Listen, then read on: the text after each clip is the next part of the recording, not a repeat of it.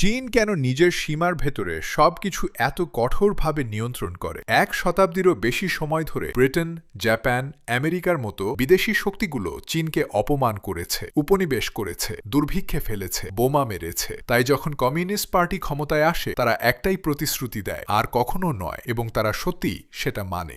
চীনা সরকার শুধু একটি দেশ চালায় না, তারা একটি অপারেটিং সিস্টেম চালায়, যেখানে মানুষ কি পড়বে, কি দেখবে, কি সার্চ করবে, এমনকি নিজের ইতিহাস সম্পর্কে কি ভাববে, সবকিছু তারা নির্ধারণ করে। তারা প্রতিটি অ্যাপের নিজস্ব ভার্সন বানিয়েছে, প্রতিটি প্ল্যাটফর্ম সম্পূর্ণভাবে মনিটরড এবং নিয়ন্ত্রিত। চীনের কোনো সার্চ ইঞ্জিনে তিয়ানানমেন স্কোয়ার ম্যাসাকার লিখে দেখুন, আপনি কিছুই পাবেন না, যেন ইতিহাস থেকেই মুছে ফেলা হয়েছে। 700 মিলিয়ন ক্যামেরা তাদের রাস্তায় নজর রাখছে, প্রতিটি মোড়ে আপনার মুখ স্ক্যান করা হচ্ছে। সরকার সম্পর্কে ভুল কিছু বললে আপনি হঠাৎই অদৃশ্য হয়ে যেতে পারেন। চীন 40 বছরে 800 মিলিয়ন মানুষকে দারিদ্র্য থেকে বের করে এনেছে, যা ইউরোপের মোট জনসংখ্যার চেয়েও বেশি। তারা বিশ্বের সবচেয়ে দ্রুতগতির রেল নেটওয়ার্ক তৈরি করেছে, পুরো দেশকে সংযুক্ত করেছে। এমনকি পশ্চিমা কোম্পানিগুলো অ্যাপল, গুগল, নাইকি, হলিউড চীনা বাজারে প্রবেশ করতে নিজেদের মূল্যবোধও বদলে ফেলেছে। বিশ্ব শুধু এই সিস্টেম তৈরি হতে দেখেনি, এটিকে অর্থায়নও করেছে। এটাই 21 শতকের সবচেয়ে অস্বস্তিকর